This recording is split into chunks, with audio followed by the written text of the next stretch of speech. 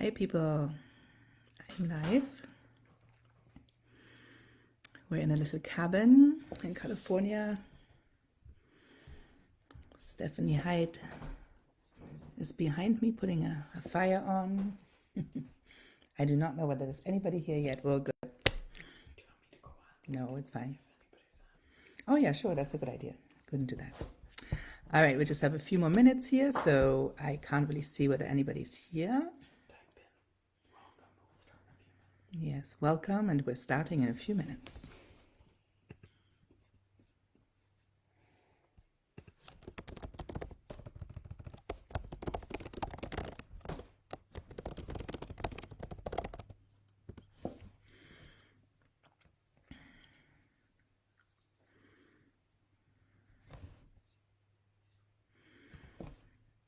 So I'm looking forward to reading to you soon from gut botany and a little bit from my current work.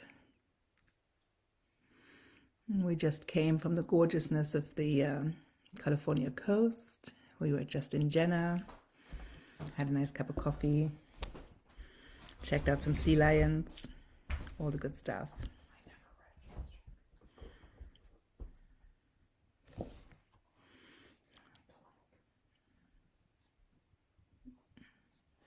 The link is on my Facebook page. It's an events.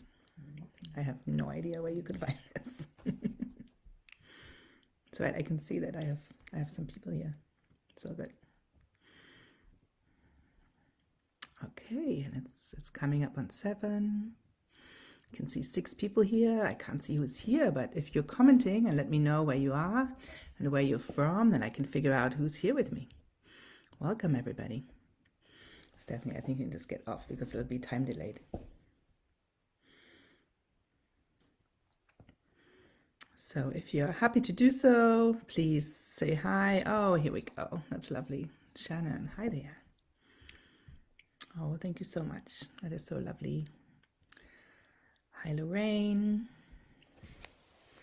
I normally come to you from Anishinaabe territory in Michigan, but I am now here above the Russian River, and I believe it's Ohlone territory, and maybe, yeah,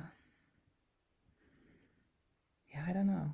I don't come from out here, but Ohlone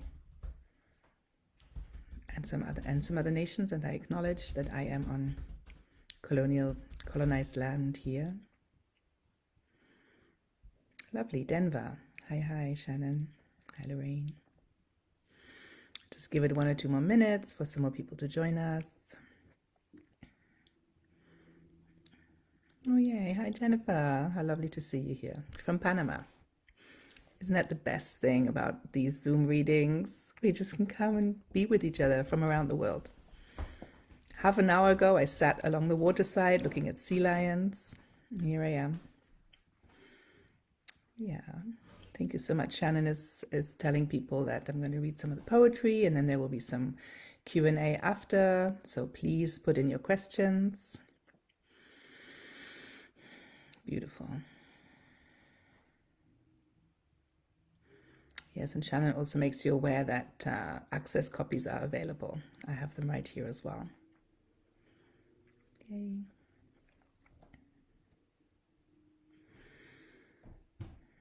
All right.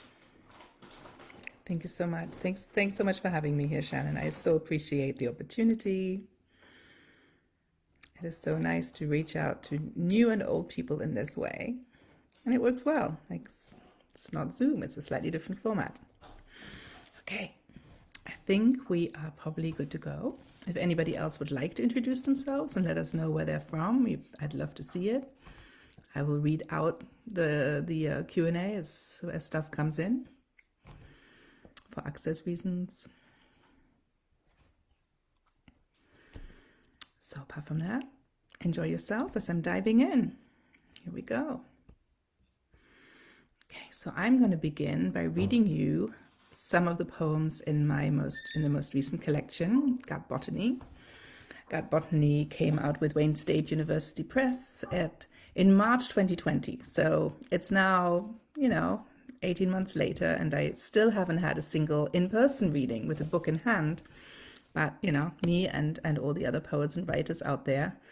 And I have been just amazed at how much contact there can be even over Zoom. So this is my third collection, and yet I feel, even though there hasn't been in live performances, that that it's been really reaching people beautifully. So it's been a lovely journey, and I give my thanks to Wayne State University Press for publishing this collection. You will see that it's an eco-poetry collection, so it's very much about grounded in a sensual and tender approach to being on the land, in the land, and with the land. I acknowledge throughout that I am on colonized territory, and that there are violences that attend being on these lands. So the first bunch of poems that I'm going to read to you are my moon botany poems, and they are armchair botany. So my collaborator, visual artist Sharon Siskin, and I went on, she went on wheelchair inaccessible nature hikes, and then she collaborated with me by bringing back material that she found out there on these hikes for a creative exchange. So I was living at the time in this artist residency in a little beautifully accessible wooden hut, and she would come after her walk, and there was a little table outside my hut, and she would arrange these objects that she'd found. And during the day then, I would spend time with these objects, really be with them, regard them tenderly, pay attention to them, and create kind of persona poems about them. You know, where do they come from? What are their stories? And the fact that I don't easily have access to land are part of my response to these poems and to these objects. So here's the first one. It's called Found on an Oregonian Playa. And a playa is a beach. So this is on a salt lake. And so one of the objects that Sharon found was barbed wire, also some pumice. You hear all the various objects throughout. Found on an Oregonian playa.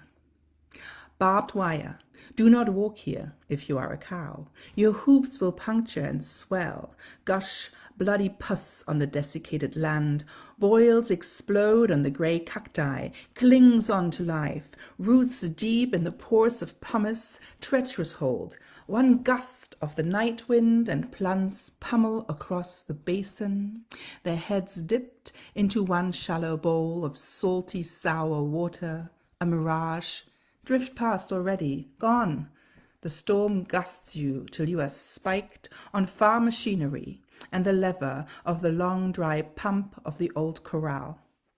Do not walk here, in the land of light stones and ancient wire. There is no hold fit for the hitching. All right. And now another one, very different. This one is about mushrooms, right? So Sharon came back with some amazing mushrooms, and this whole poem is written around the word deliquesce. You know, the fact that mushrooms, when you have them lying around for too long, they just become liquid. They just go from solid state to liquid state, like boop, out of it. And I just love that word, deliquesce. So here's the deliquesce poem. Found on the other side of the pond. Inky cap. Edible or poisonous, sat out too long in the rain. Mantle erodes while you look. Tears you can use for ink. These are not black marks in your book, not the liquids deliberately mingling with your blood. If your system can't take transformation, desist. Curl your fingers around fluffier stuff. The cattail's losing it too, melts down and pollutes fine dander with a seedy edge. These lines are not tears. We deliquesce, bloom out of line, without arthritic shifts. Slipstream on the pond's edge, time alchemies lift us into multitudes. Your marks edge deeper, compress. Matter out of place accumulates, grooves a canyon, stiffens your mood.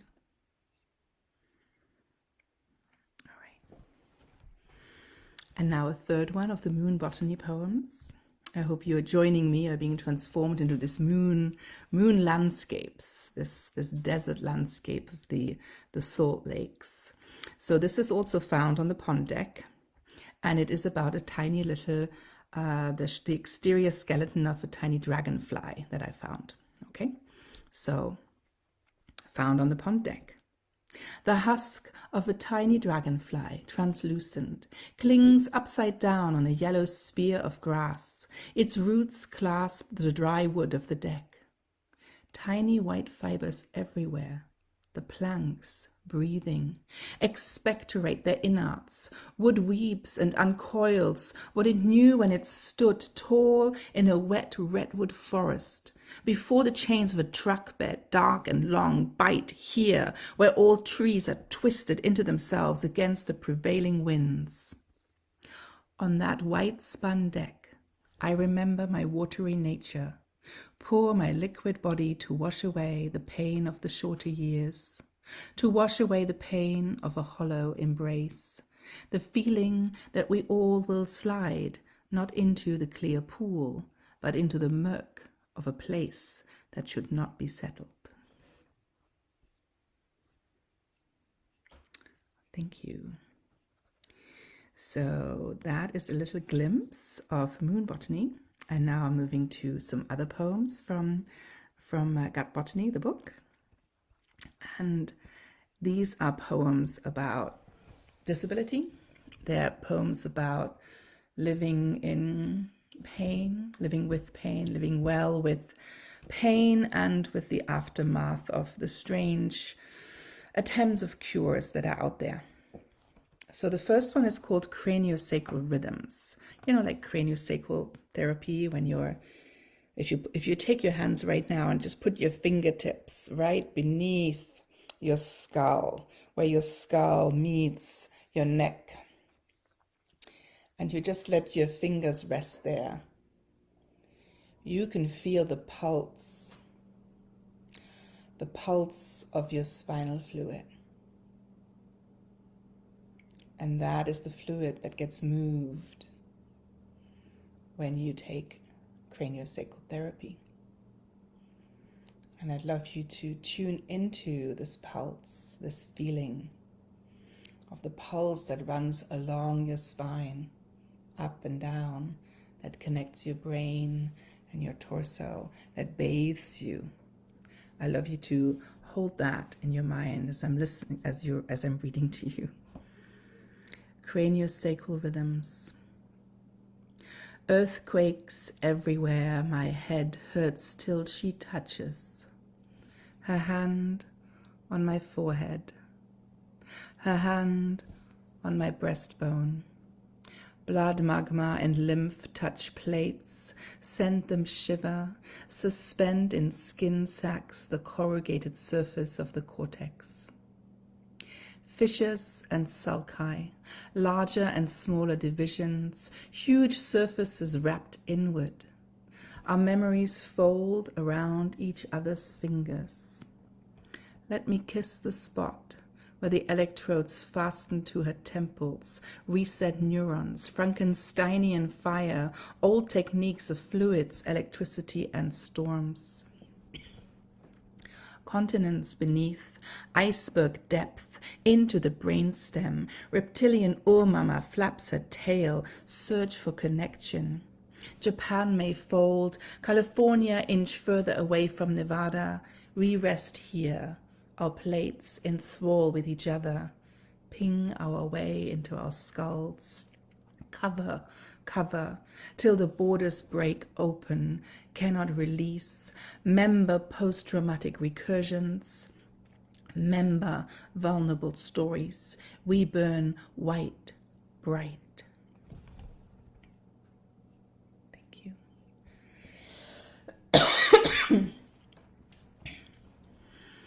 And the next one is also one of these healing poems with pain, with violences, with an acknowledgement of this complex web of how violence and tenderness are deeply entwined with one another.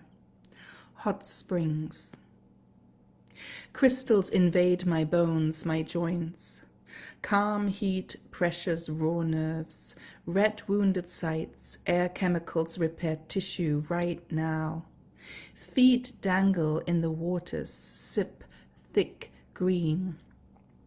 The lining of my mouth slurps from deep beneath the lake, salt-filtered excretion of a bony land, a homeopathy for my chasmed joints. Rocky cliffs no purchase for soil. Accumulate the blow, the wind, trees bend. Do not try to stand up straight. Indigenous zones, rock trail after the erratic journey. Silica water rushes pearl kernels onto the land, onto my skin, slips through a hair follicle, bonds with tired calcium, frangible and dry, nestled in the splintery embrace. Make yourself this place, bones open into embrace, my face outward into the wind's curvature.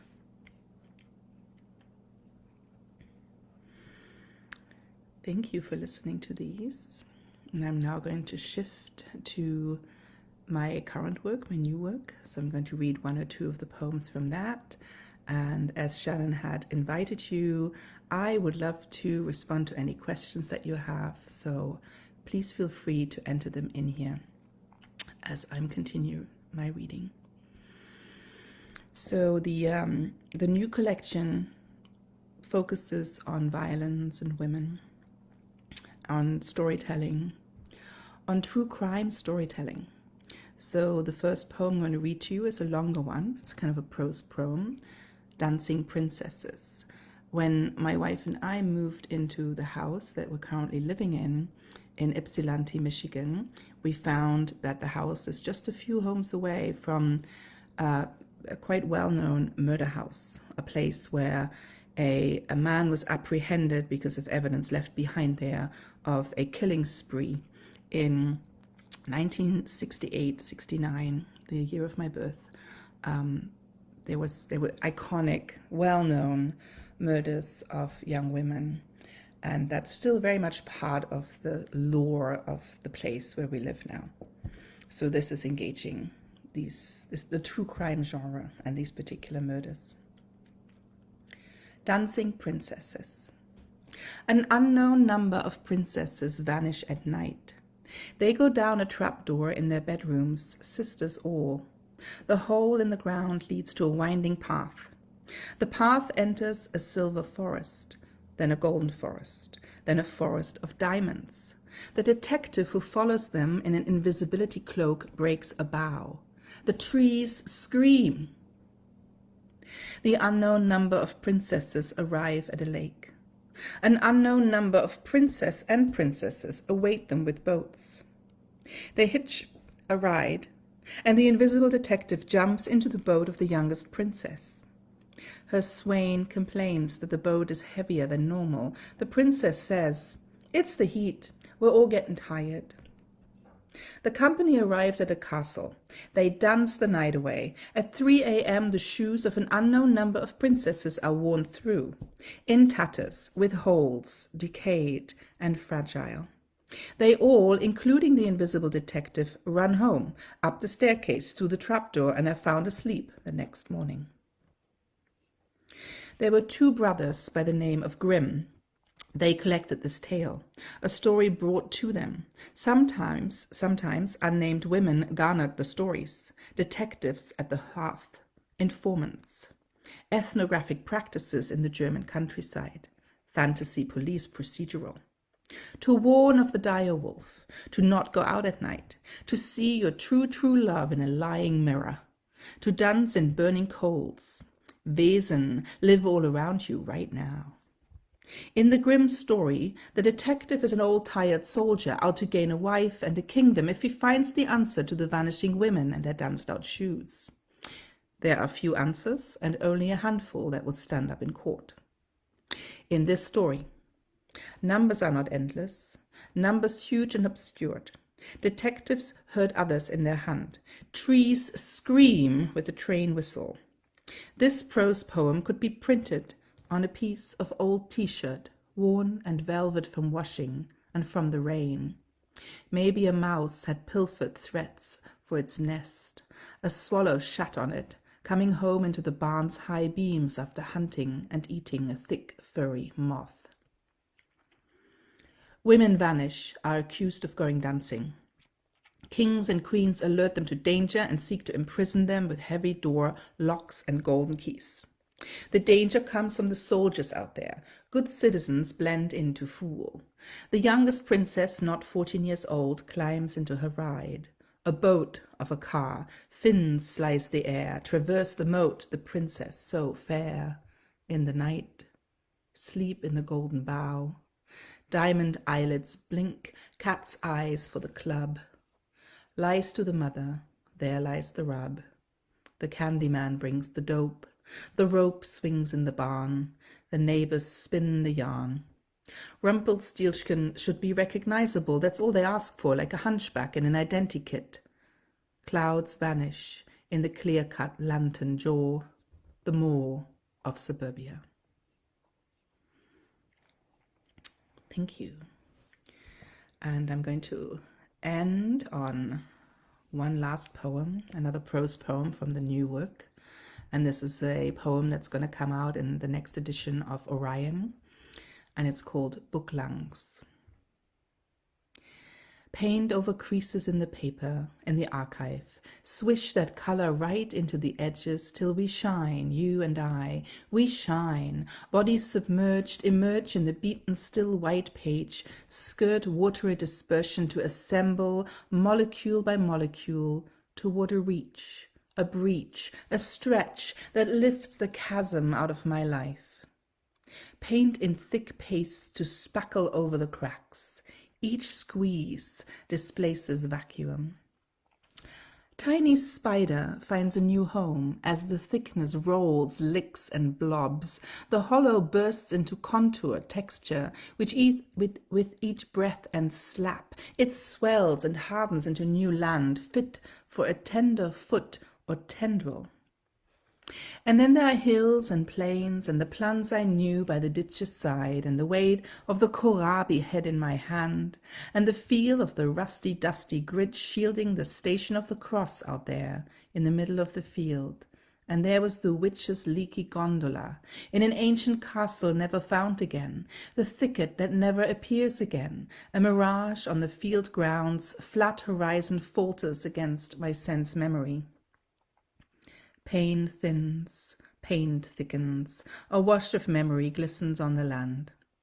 Unsettled, the sediment stirs into a new pattern. Mix it, pigment it, rub charcoal from ancient trees burned cinder hard a long time ago. You and I, we build a fire. Red-orange blossoms out of old receipts, contracts, out-of-date maps. We trace new districts in rising heat. Each arc caresses bioluminescent motes that enliven the air of our accreting, shielding, living lungs. We live as archives in the world, you and I. Our book lungs spidering the land with ghost marks, a tram's alphabet to signal, paint this nest, here you can rest. Thank you so much for your attention. It was really fun to read that to you. Stephanie is here giving me applause, which I appreciate. Thank you. Thank you.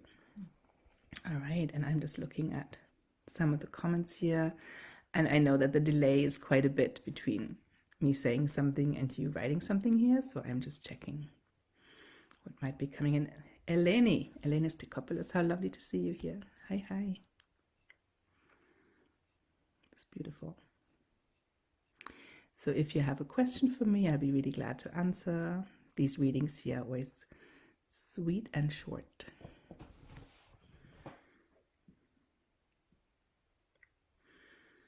Thank you, Jennifer. Yeah.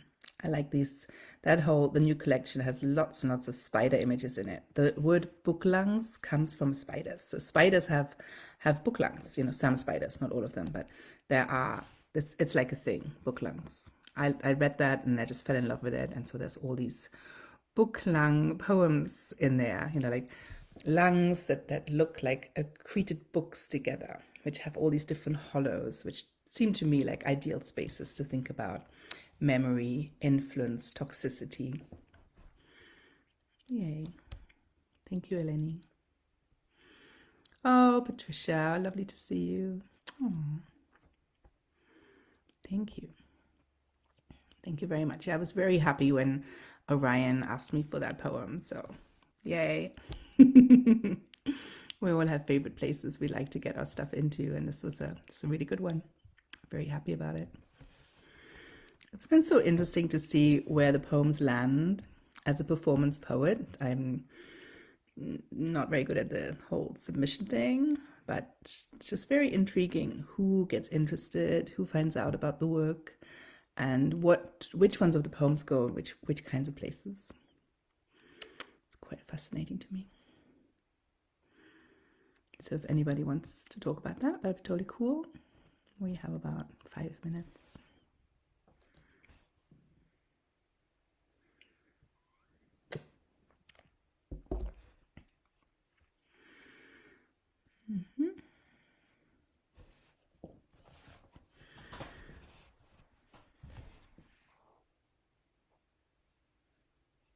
All right, Shannon is asking. Oh, something did disappear. Ooh, yeah, so I didn't see it. The obvious question for virtual reading: how has the pandemic and all its strictures changed the way you work, read, and make sense of your place in the writing community? Yeah, oh, that's lovely. Thank you for that question. Yes, that is a very obvious question for this kind of delivery. So I love live performance. It's wonderful, and I am a performance artist. I do movement work and dance work with people in the community. So it's very central to me to be with other people in space. So this, even after all this time, still feels a bit strange. At the same time, I'm just at awe in which particularly disabled people have found ways to be together. Because we're used to it, right? Even before the pandemic came along, many of us did Zoom readings, many of us used alternative methods of being intimate across digital spaces. So now the world is catching up with us.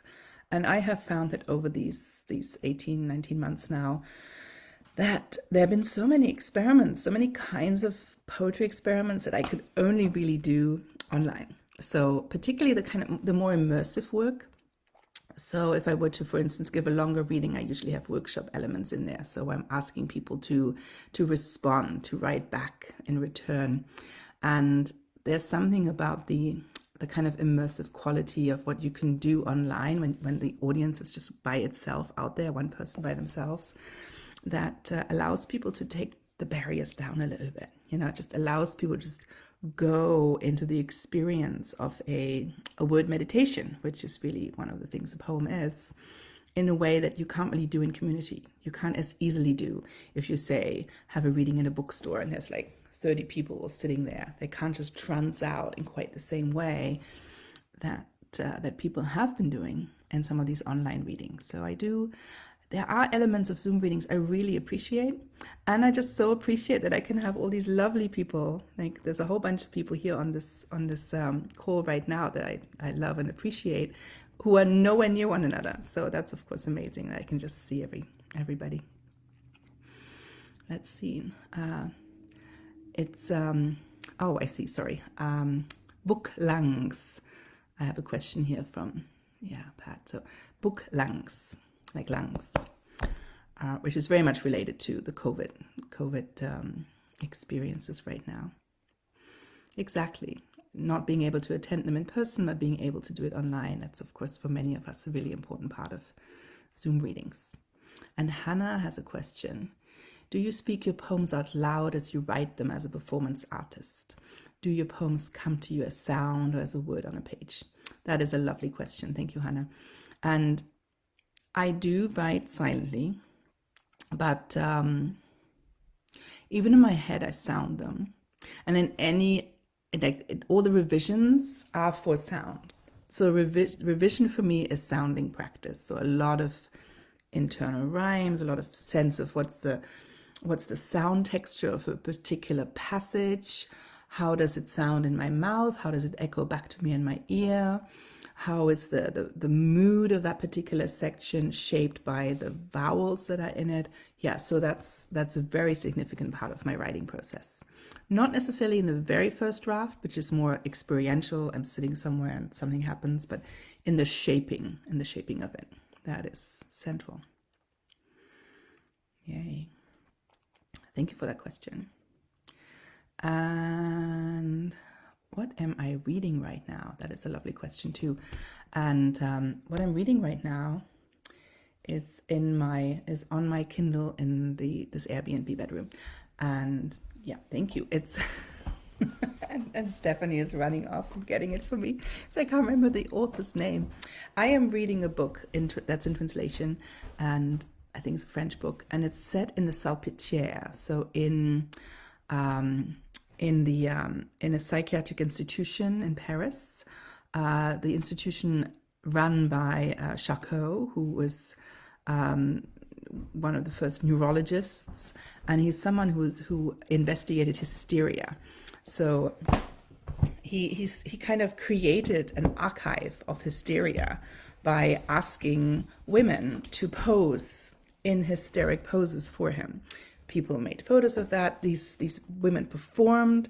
These photos went around the world. I'm actually here in Berkeley partly because in order to look at some of these photos that are on exhibit right now in the Berkeley Art Museum. So some of these women, we know their names, like Augustine is one of them, who did manage to escape the Salpêtrière. She dressed up as a boy and managed to escape. Thank goodness. So it was quite the circus, because people were coming, like the whole of Paris came to the balls and just to observe the mad women, right? These hysteric women, and to see what's going on. So this book that I read, this is like one of the problems with Kindle. I love Kindle, but it's The Mad Woman's Ball, and the author, I'm of course on the back page, Victoria Mass, M-A-S, Victoria Mass. So it's a really interesting story about a woman who came into the Salpêtrière after Augustine. So it's not the story of Augustine herself, because there's been a lot of fictionalization of Augustine's life, but it does fictionalize the lives of a few of the other women, including one of the wardens, the female wardens of the Salpêtrière. So to me, it's really interesting to read of these intersections of movement and madness, disability, finding agency in the asylum. So it was a great read, and it's a really fast and intriguing read as well. So it definitely goes along with my interest in genre stories as well. So thank you for that question. And it's now 7:30. Yeah, thanks, Jennifer. Let's see if there's any other question. I don't think right now. Seeing if I missed anything. I don't think so. Well, it's just so lovely to have you all here. Thank you, Shannon, for putting up something about the collection. Yes, thank you. So it's just been lovely to be able to do this here. Thank you so much, and I hope you're going to join some of the other Poet in Pajama readings that are coming up. This is a weekly event. It's this sweet half an hour of just getting to hang out with a poet, listening to some work, and then having a conversation. I think it's a beautiful format, and I'm really grateful for the people who are organizing this. Thank you so much. And here, Shannon, thank you so much for doing this. All right, everybody. Thank you. Goodbye. Enjoy the rest of your day, and hopefully tune in with some beautiful natural objects out there and write your own persona poem. Bye-bye.